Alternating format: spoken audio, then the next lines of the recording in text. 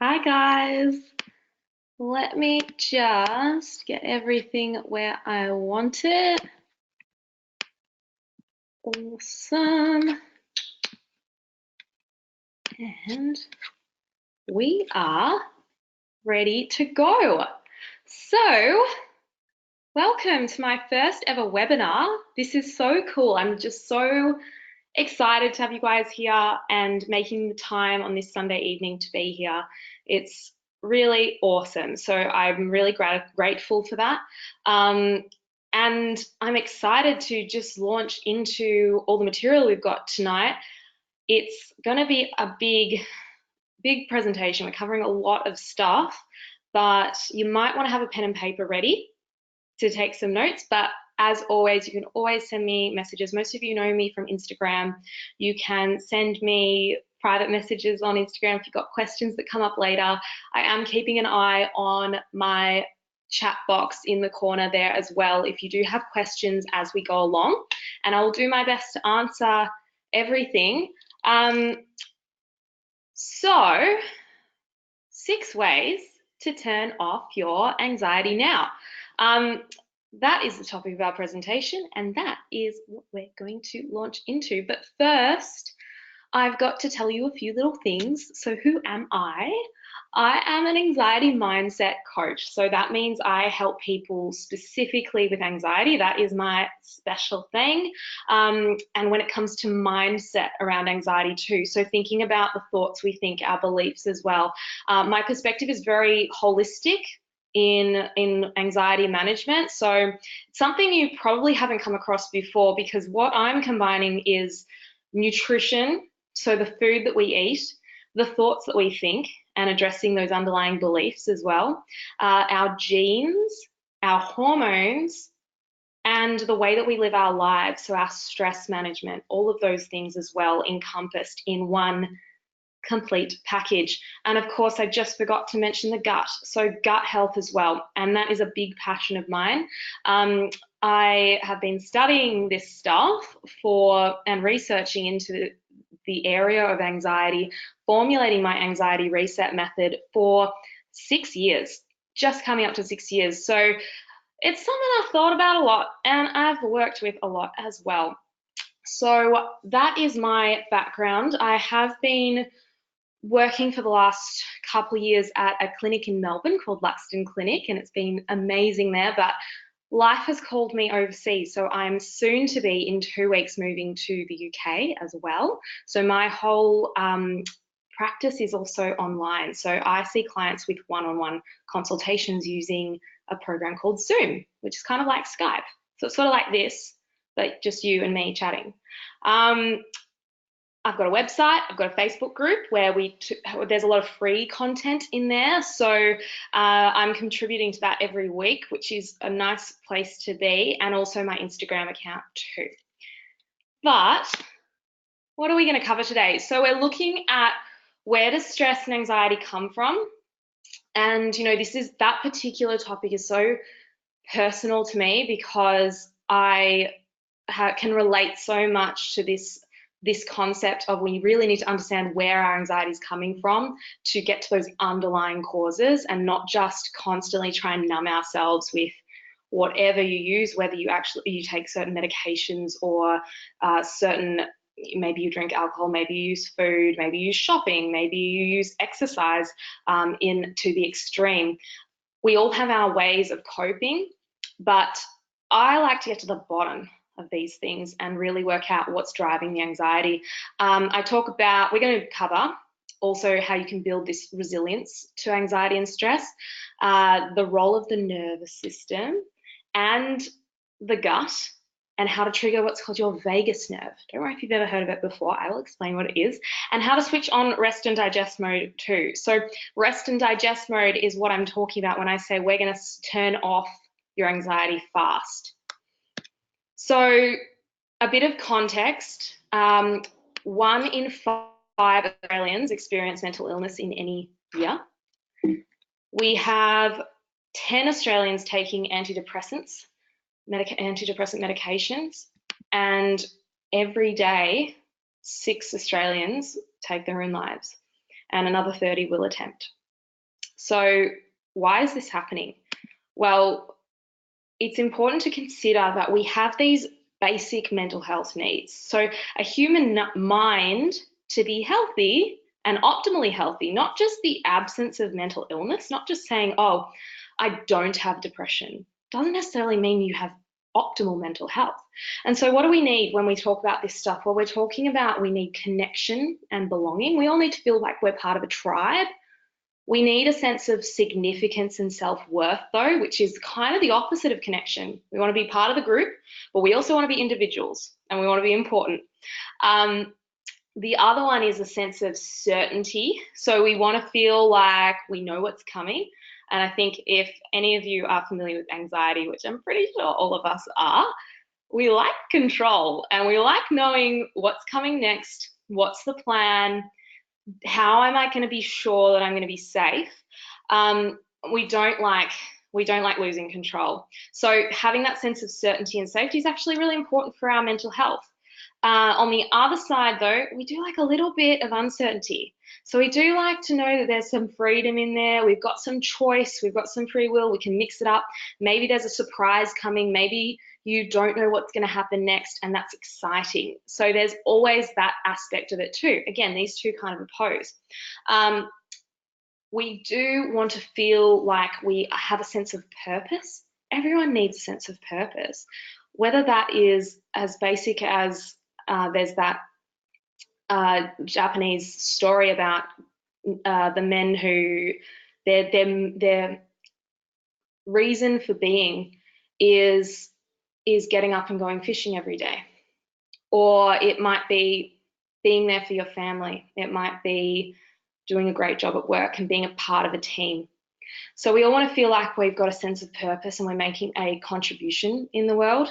And we also want to feel like we are growing and learning. We need to expand, and that makes us feel good. We like progress.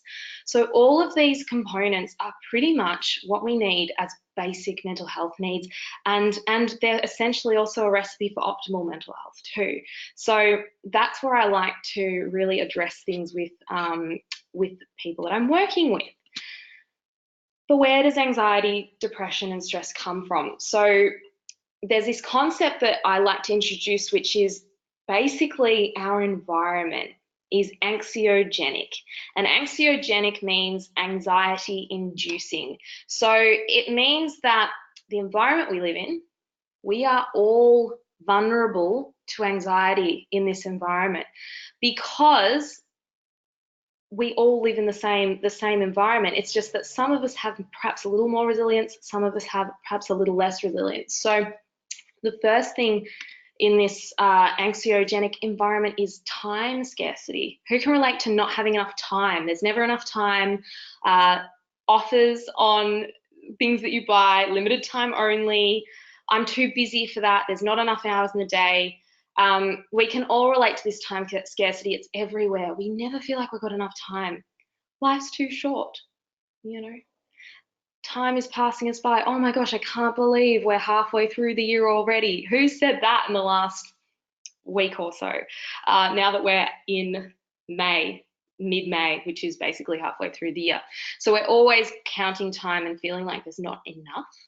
That's going to make you anxious. The next one is traumatic events. And when we think about trauma, sometimes we default to this idea of you had to go to war and you've got PTSD, post-traumatic stress disorder from war. But you don't have to go to war to have PTSD. You can have PTSD from being in an abusive relationship, certain other sexual abuse, those kind of situations, absolutely. But you can also experience trauma through loss of a loved one, through car accidents. How common are these occurrences? They are a pretty common part of human life, and we aren't always so great at managing these situations when they arise. And of course, when traumatic events happen, they do send us into a state of fear, and we can relive those moments. And of course, that is going to be part of this environment we live in too. The next one is our work culture. So the culture of the work we live in, our work lives basically is very high pressure. if you count when we actually start work for the day, when we are looking at our emails, most of our work days often start more like 6 in the morning, not 9 to 5. 9 to 5 is dead. We start at 6 and we probably end up sometimes at midnight. Sometimes we're still answering emails and things at 3 in the morning because we're always connected, we're always on. And work is also valued as the most important thing in life, when of course there's so much more to life than just your work. So while it's fabulous to be really passionate about what you do, having some healthy boundaries there is important to consider too.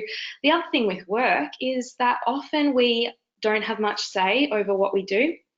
Often we can work, it doesn't matter how hard you work, you're basically going to get paid the same, or depending on, it doesn't change. So you can put in so much effort or not at all, and you're going to be paid the same. So it creates this sort of feeling of you don't feel valued. And that's an important one too, because when it comes to remembering our mental health needs, we need that sense of significance and self-worth. The next one is a lack of community. Oh my gosh, you can pretty much automate everything these days. You can order things from your phone to your house. You don't have to deal with a single human. We have really depersonalized a lot of things in our lives. And in particular, we don't have as many group gatherings. Unless you play a team sport, which is fantastic, it's hard to get that sense of community. We, especially in a society such as Australia, where we're more and more secular, religious gatherings are less and less common, and we're missing that community. You know, we are tribal beings, and we are finding ourselves with more and more stuff, bigger and bigger houses, and less close friends. There are actually statistics on this, and it is impacting our mental health. It is making us more susceptible to anxiety. It's making anxiety more common.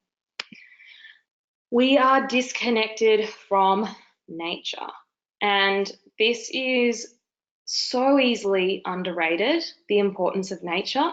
But I like to think of it as, if you went back 100, 200 years, how much more time were we outside doing things? We often would walk places more often. We didn't have phones, we didn't have devices to kind of draw our attention all the time. If you were a child, your only option was to go outside and play or read a book. You didn't have the option of screens and TVs, and we spent a great deal more time in nature. So these days, we are often, especially if it's the middle of winter, in Melbourne, I know it's like this. Sometimes you can be going to work before the sun's up and getting home after the sun's down, and there is not a sense of even seeing the sun. And we actually do see in certain studies that there are benefits just from sitting in nature and being involved in a place of, when you're in a place of greenery. If you're looking at green, there's something that happens in our brain, a chemical that's released that makes us feel calmer. It reduces our cortisol levels. When we inhale the chemicals of the plants around us, trees actually release these chemicals that are anti-stress and calming. Isn't that amazing? And we are cut off from that. So not only have we got all these other things going on, kind of generating the anxious feelings and the stress, we're cut off from that source that can help cut it down for us and bring us back to a more grounded place. Social media and advertising. Remember the part about needing to feel a sense of self-worth? Well, when we're on social media, a lot of the time, and this is not all social media, I'm actually not totally against social media. I'm very active on my Instagram because it's where I can communicate with you guys and help you, but I've also curated my feed so that I don't see the stuff that makes me not feel so good, because there is a lot of stuff on Instagram. You don't have to see it, but if you haven't actually gone to the effort of deliberately choosing what's in front of you on your Instagram feed or your Facebook, you are likely being exposed to a lot of stuff that sets off that comparison bug, makes you feel good enough. You see other people being complimented for their appearance. We get this sense, this exaggerated sense of how important it is how you look. Media and advertising in particular is designed, and a lot of Instagram is advertising, it is designed to make you feel not good enough. It's designed to make you feel like you are not whole and complete on your own.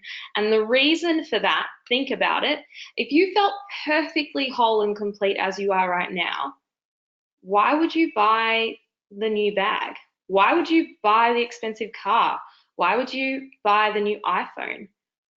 It's only when we feel like what we have isn't enough and who we are isn't enough and that we're going to be happier and more fulfilled, we're going to feel more confident driving the sports car. How's that going to make you feel? And, sure, these things can boost your ego. They can make you feel a bit better for, a day, a week.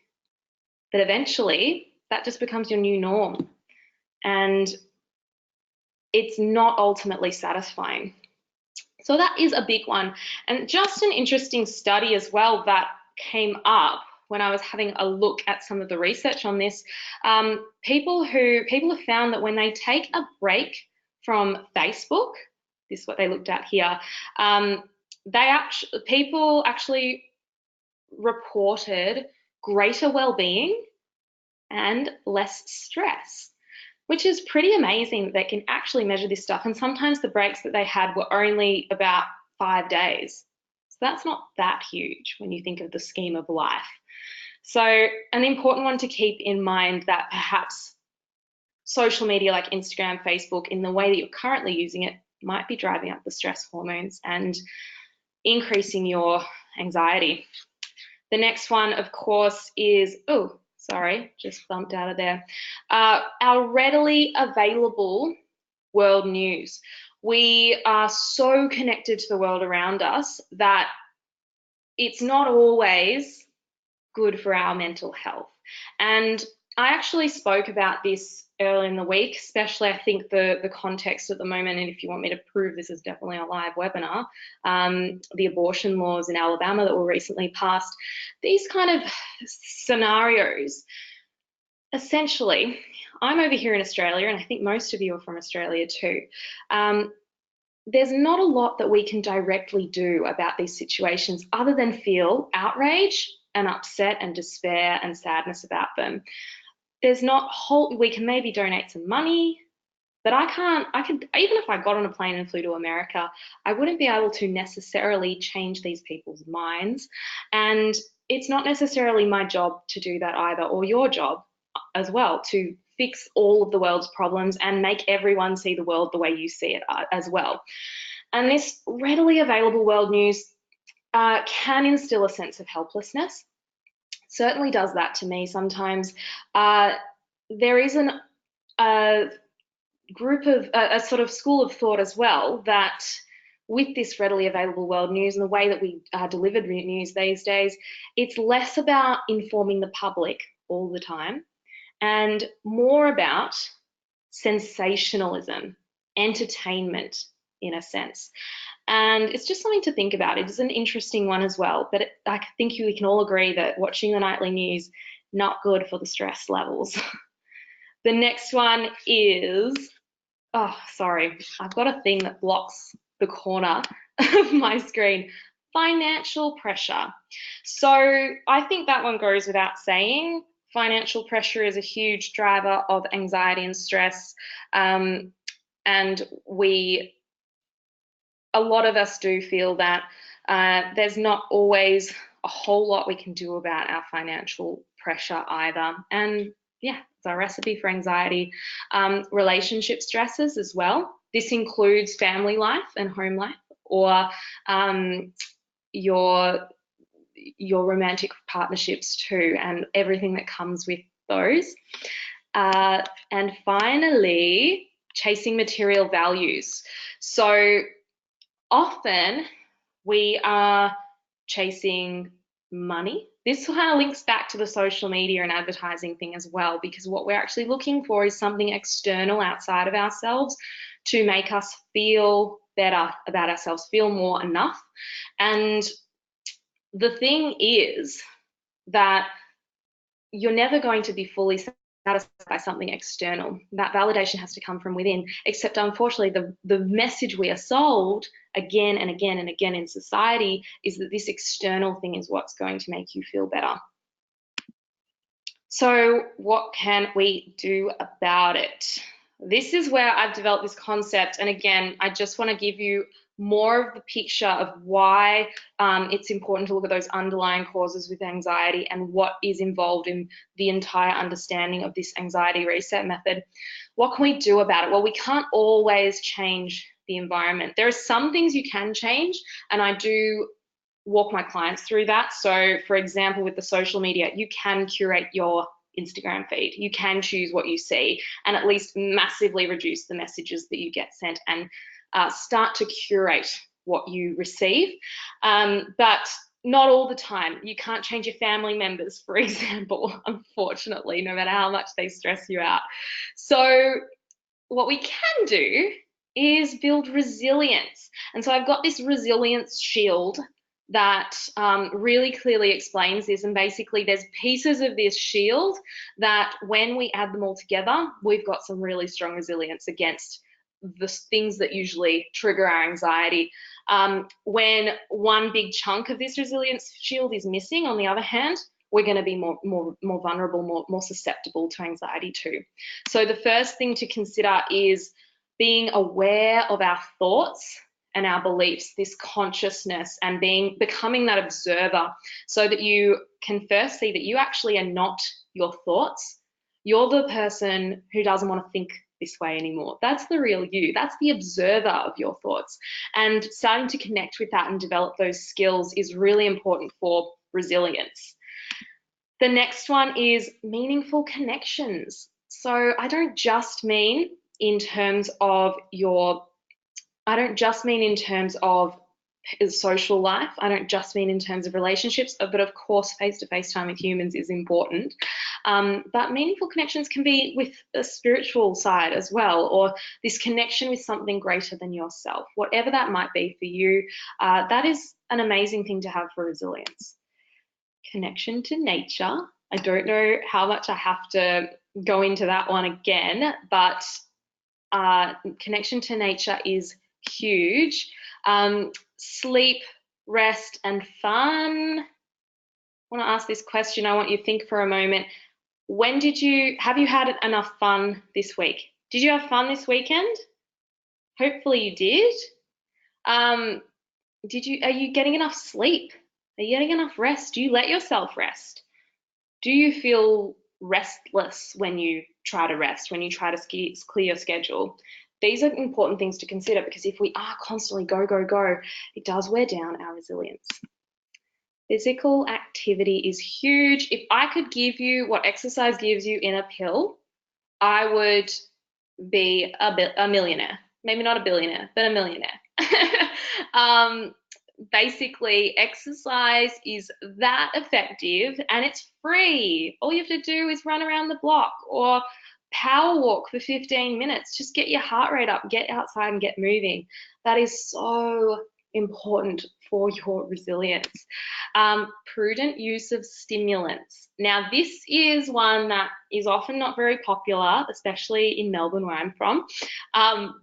Big coffee lovers here. I personally really react to caffeine, and I know a lot of my clients do, a lot of my close friends and family do as well. So if you've never had a break from caffeine, I really do advise checking it out and seeing what happens when you do stop caffeine for a little while, just to see if that is playing into your anxiety. I dare say it is. Just so you can see a little bit of evidence on this, I have included a bit of a study which shows that the caffeine that's in coffee, when you are under mental stress, the caffeine will magnify that mental stress. So it's a magnifier of our cortisol levels, our stress hormone in the body. The other thing that this study shows is that when we exercise without caffeine, cortisol levels stay nice and stable. When we exercise with caffeine, so for those of you that might have something like pre-workout, your cortisol levels will rise. And it just shows there is a real biochemical reaction happening within your body when you have caffeine. So trust me on this one, it's pretty important. Next one is hormonal balance. I nearly said imbalance. Here we're talking about things like your thyroid. So your thyroid is a butterfly-sized gland that sits on your neck, and essentially what it does is regulates our metabolism. And if your thyroid is overactive, so our metabolism is going much faster, your heart rate's going faster, your breathing's going faster, you can imagine that sounds pretty much like anxiety. And often that can be what it is. It can be a thyroid issue. I always screen my clients for this kind of thing, especially if there's a family history. The other side of it is your female reproductive hormones. So many of us women, I talk about this a lot, experience PMS or premenstrual stress, premenstrual symptoms, has a lot of different interpretations, but what is generally happening there is that you have a hormone imbalance directly linked to stress. And so when you are in the lead up to your period, you might feel more anxiety, you are less resilient. Those same environmental factors are going to impact you a lot more when you are leading up to your period because of where your hormones are at. And there's amazing things we can do to support your hormones, which is really so wonderful that we can do this. And essentially, I often see PMS eliminated within 1 or 2 cycles. Doesn't take that long. And for herbal medicine and nutritional medicine, that's pretty quick. Optimal gut health is important. I'm going to be talking about your gut health a lot. So essentially, when we look at that mind-gut connection, you actually have 21,000 human genes, but you have between 2 to 20 million microorganism genes. So to say that in another term, you have 10 times the amount of microorganism cells to human cells living in your body. So you bet they've got an impact.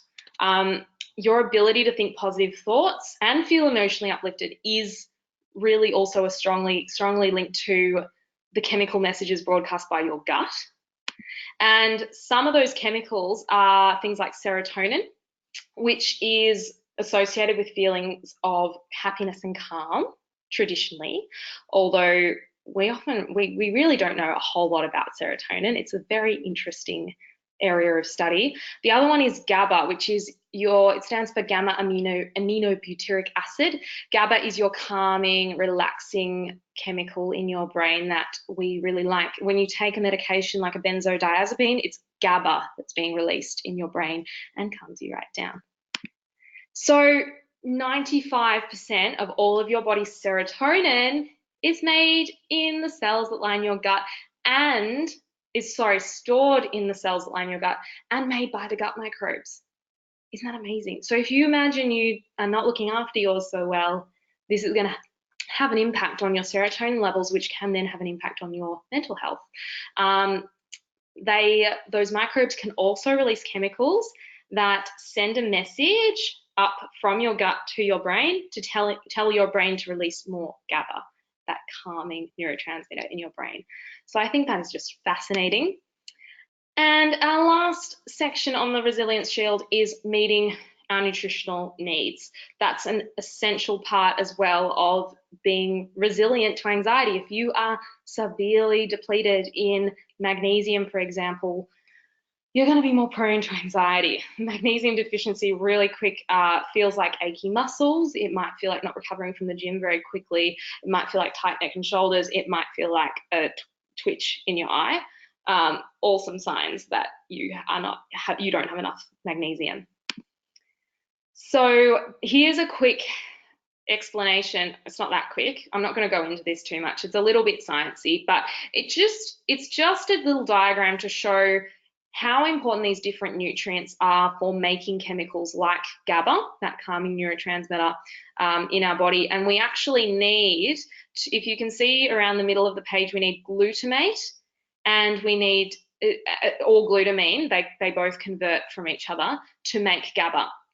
And if we want to make GABA, we also need B6, vitamin B6, and magnesium at the same time to make that reaction happen. Zinc's also important, but let's move on from that. Just an example of how important these things are. So let's talk about the nervous system. Essentially, the nervous system is a complex collection of nerves and neurons. You have your somatic nervous system and your autonomic nervous system. The somatic nervous system you can voluntarily control.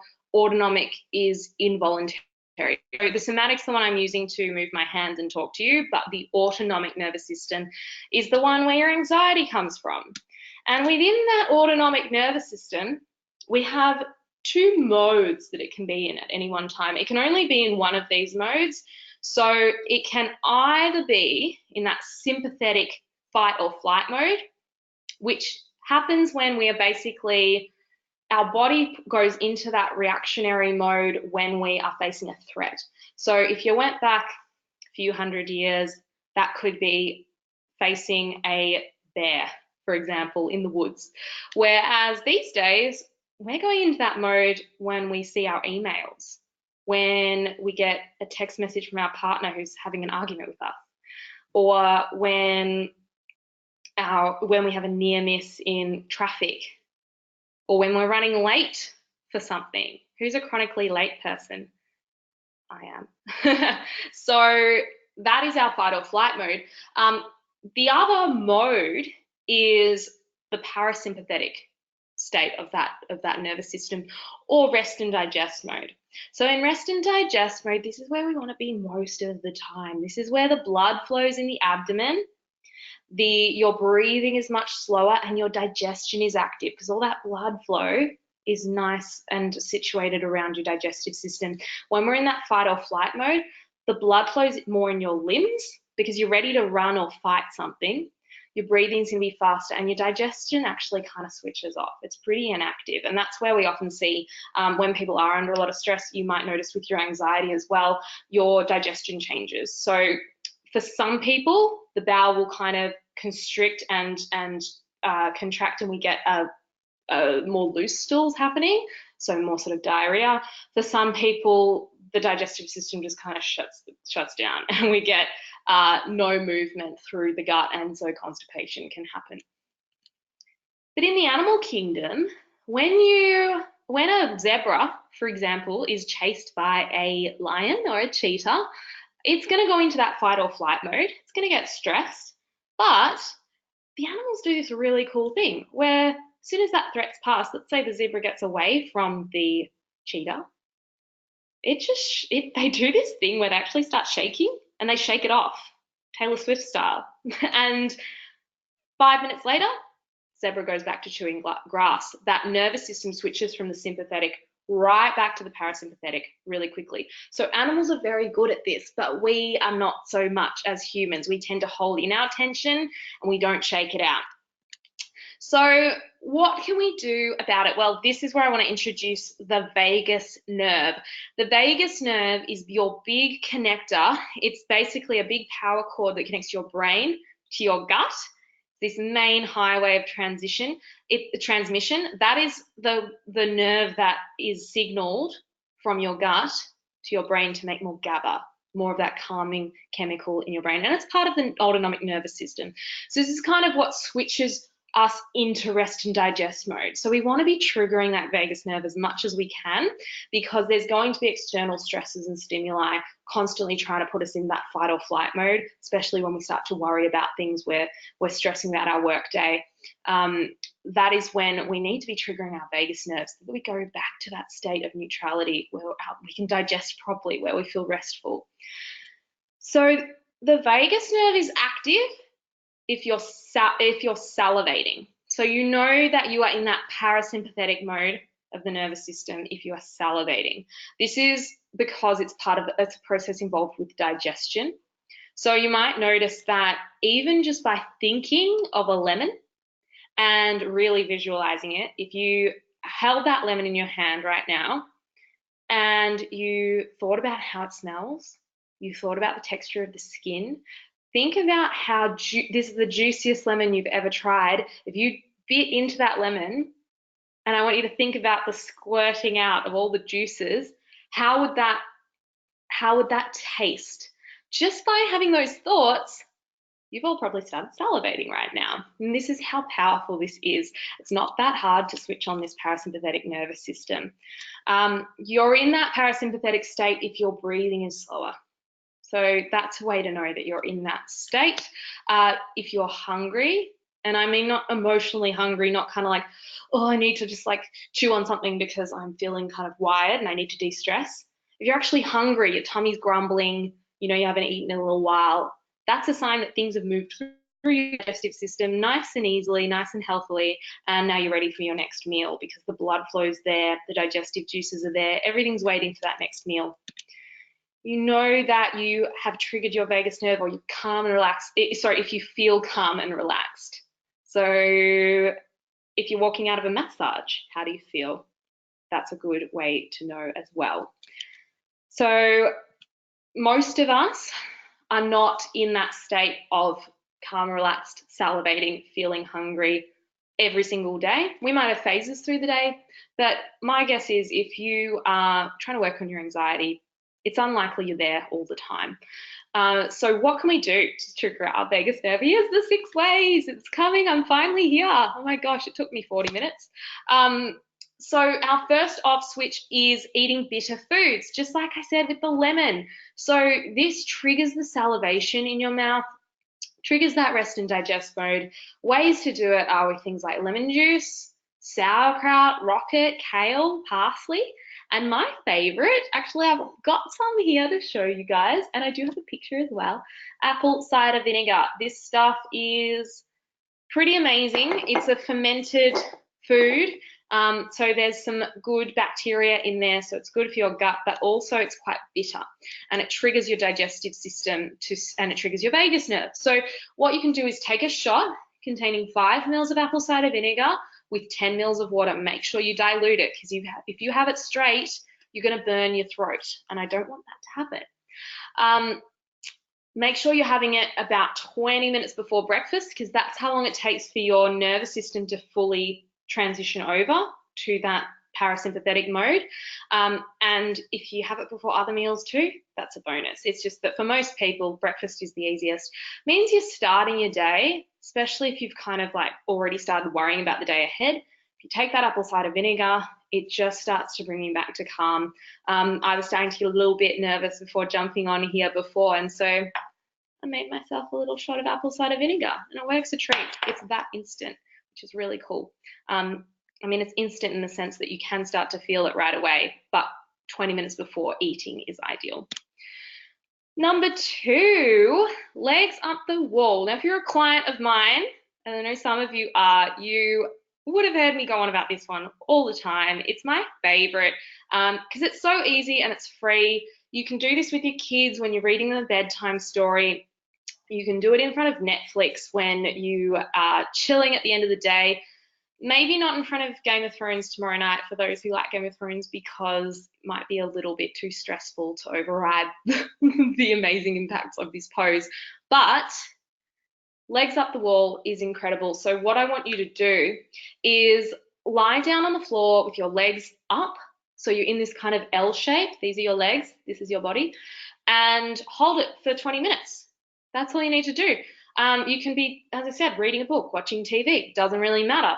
The reason it works is that it's directing blood flow from your limbs back to your abdomen, back to your center, just by using gravity, which I think is fantastic.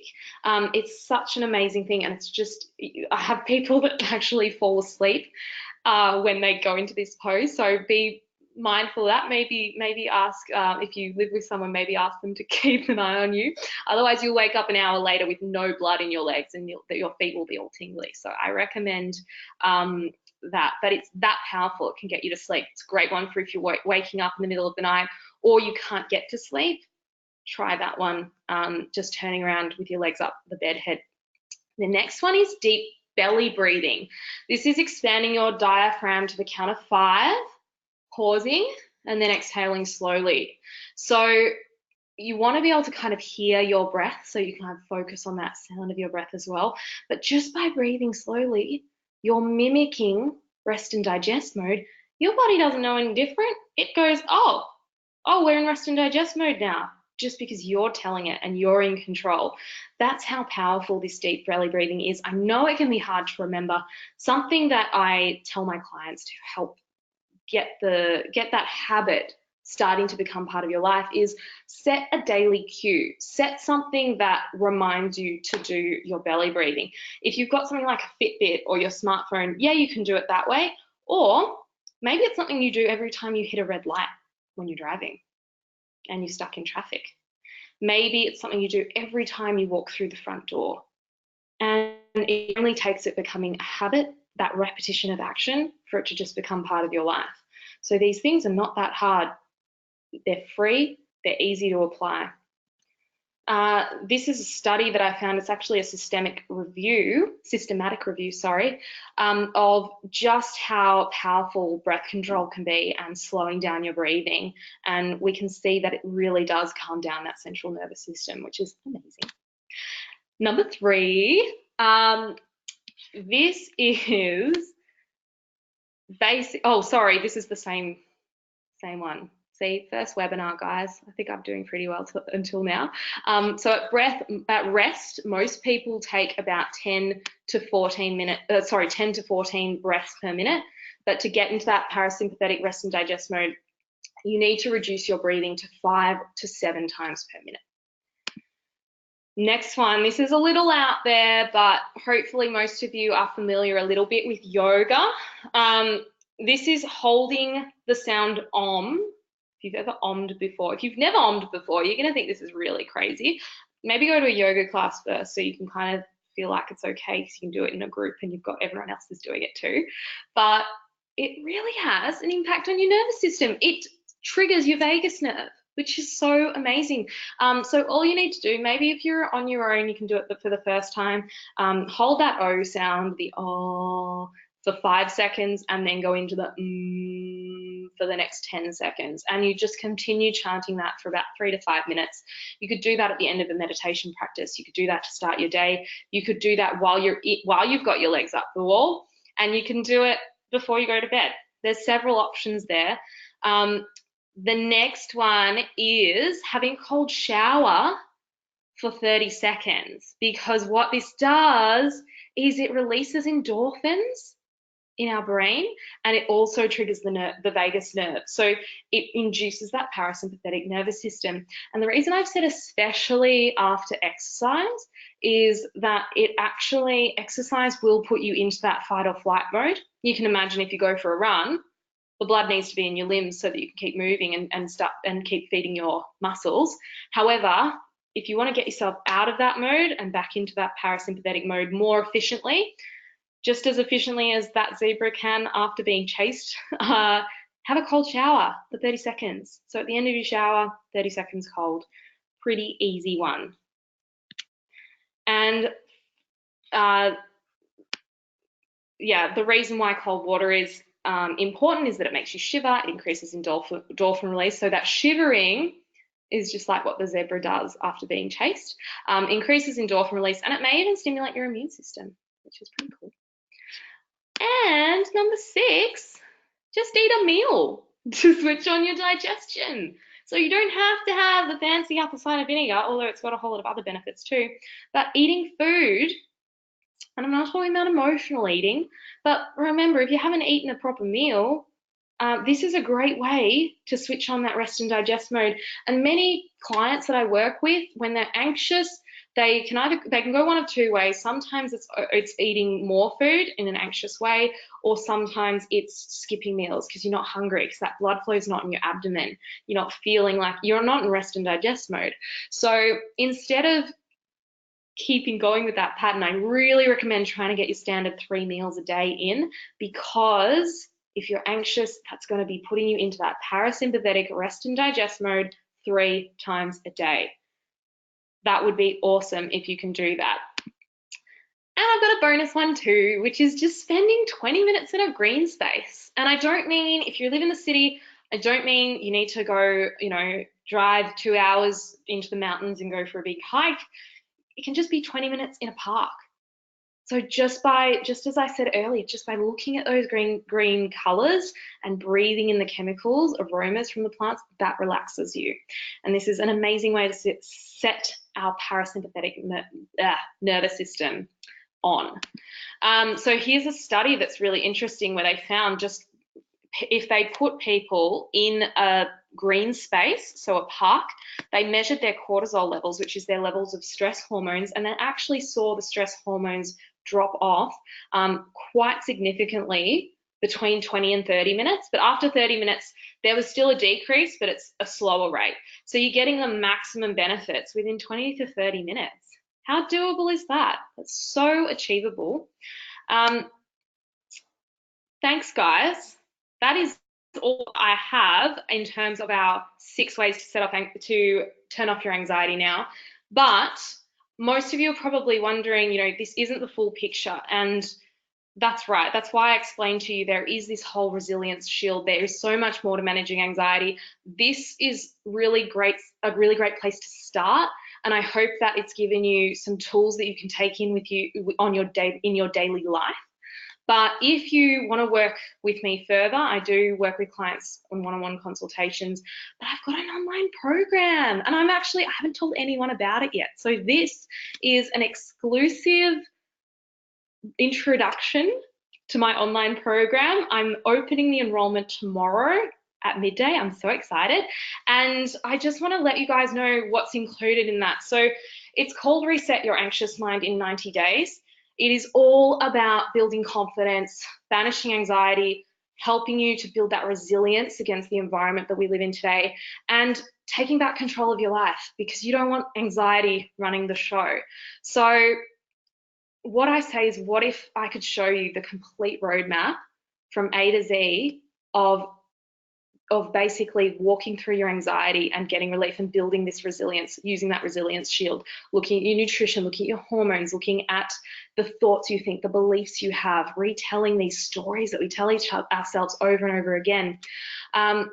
So every aspect of this resilience shield is essentially what we cover in those 12 weeks. I'm so excited about this. So it's all about learning to understand your anxiety, putting you back in the driver's seat of your life. There's going to be recipes, nutrition, live coaching. So every week I'm going to jump on for a live coaching session. I want to show you how to manage your emotions. You can sleep better. We've got a whole week dedicated to just sleep, which is really awesome too. And it's so nice when you can work alongside other people too. So there's 3 parts to it. Basically, part 1 is a training bundle where we'll have weekly topics, training videos.